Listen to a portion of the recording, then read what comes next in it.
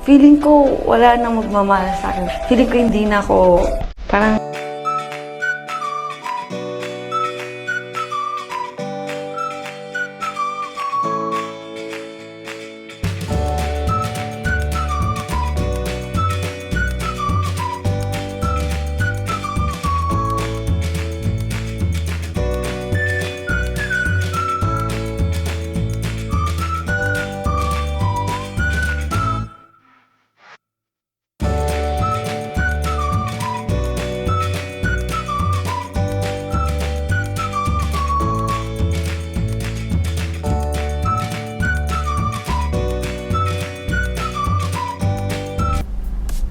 Good morning mga kaibigan, good morning mga kamay. What Alexander Lexter Jules nagbabalik para sa inyong update. All aboard, the captain is here to slay. Huwag kalimutan na bumili ng tickets mga kaibigan. And there's 50% off para sa mga supporters ni Maymay. Just contact Maymay Dreamers. And yes, Slay Volume 2 Advanced Screening Virtual Meet and Greet. It's going to be happening on September 28. Huwag po kalimutan bumili ng tickets sa ktx.ph events 42832. Ayan po. Ang link po ay nasa Twitter. But if you have no account sa Twitter, pwede lang din i-type nyo ang www.ktx.ph at makakita nyo na ang hinahanap ninyo.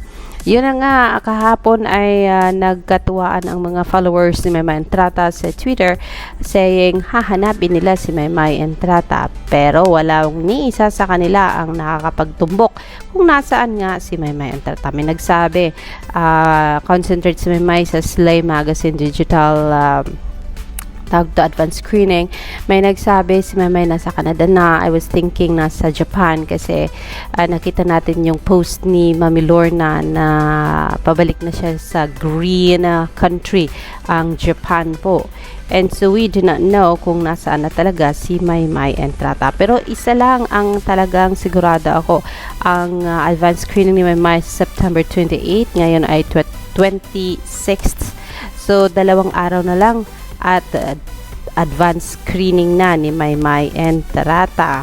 Kaya wag niyo pong kalimutan, kung may access kayo, bumili na kaagad ng ticket para makasama niyo man lang si Maymay Entrata kahit sa digital or sa virtual meets and greets. And so yes, I'm saying shout out sa kaibigan kong si RC Alcantara. I know that day is a working day, pero I will find time na mapanood ang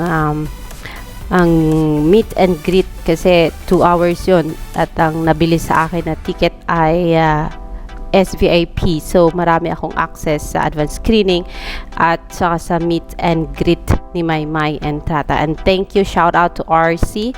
May mga pangalan na ditong ibinigay si RC na talagang nabigyan na niya ng ticket, and we are so lucky. At hindi lang kami, kasi meron pa pong 10 na general ad na hindi pa naibigay ang mga pangalan na po pwedeng recipient o makatanggap ng tawag dito ng general ad ticket from courtesy of RC Alcantara po yan. And so shout out sa malabusilak na puso na kagaya ni Maymay Entrata, at talagang ang laki ng puso niya na tumulong para merong mga napaka-unlucky ng mga people na makapanood ng advanced screening at meet and greet kay Maymay Entrata. And yes, as for Edward John Bobber, nakita natin yung mga photos ni Edward. He is so busy from I Want ASAP to Favor Church activity, and so yeah, he is having fun sa mga youth activity niya sa church. At least hindi na ilayo ang landas ni Edward John Bobber sa Panginoon, and he is so active sa kanyang Christianity, kung masasabi. Christianity ba? Tama ba yun? Well, then yes, patuloy pa rin po ang pagboto ng mga supporters ni Maymay Entrata. Sabi ni Sam, vote KE13. Meron siya ditong ipinost na confirmation Ang sabi dito, you have voted for Mama Entrada for the 35th Awit Awards People's Voice categories, favorite female artist. Thank you. Ayan po. Nakailang beses din po siyang bumoto.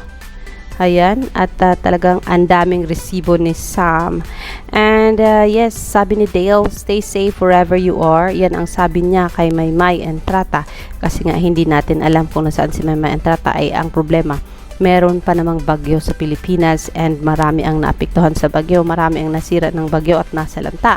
And so we are praying for the safety of all the people na nadaanan ng bagyo, and sana makabangon muli ang mga nasalanta. And matulungan ang dapat matulungan, kasi alam naman natin pag may dumaang bagyo sa Pilipinas, talagang may mga areas talaga na nadadaanan ng bagyo na hindi talaga nakakailag from bagyo. Ang prayers na lang nila ay sana before pa dumating sa mga lugar nila ang bagyo, ay sana ay matunaw or malusaw or hindi na ito matuloy-tuloy. Kaya yes, hindi na may mga areas na 2 beses na daanan at nasalanta, kaya kawawa din sila mga guys. Kaya for sure, kung saan man si Mamay, we are praying na sana safe siya and away from bagyo. Pero I think nasa ibang bansa na si Mamay, nasa ibang lugar na ito, and so I think she is safe. Kung nasa Pinas ka man, Maymay, stay safe. Kung nasa abroad, stay safe pa rin, kasi wherever we go, hindi natin alam kung safe tayo o hindi. Just that, guys. And so yeah, yan po muna ang ating update, and I will see you for more later, mga kapamilya, mga kamayward. And nakita natin yung isang batang kumanta ng Ama Kabugera sa Everybody's Singling ba yun? And congratulations, Maymay, your song is everywhere, marinig mo kahit saan na ngayon. Kaya hope yung bagong album at bagong single mo, kung ano man yon at kung kailan man ilalabas yon, ay kasing ganda ng Ama Kabugera. Alexander Lexter Jules, magandang umaga po sa ating lahat.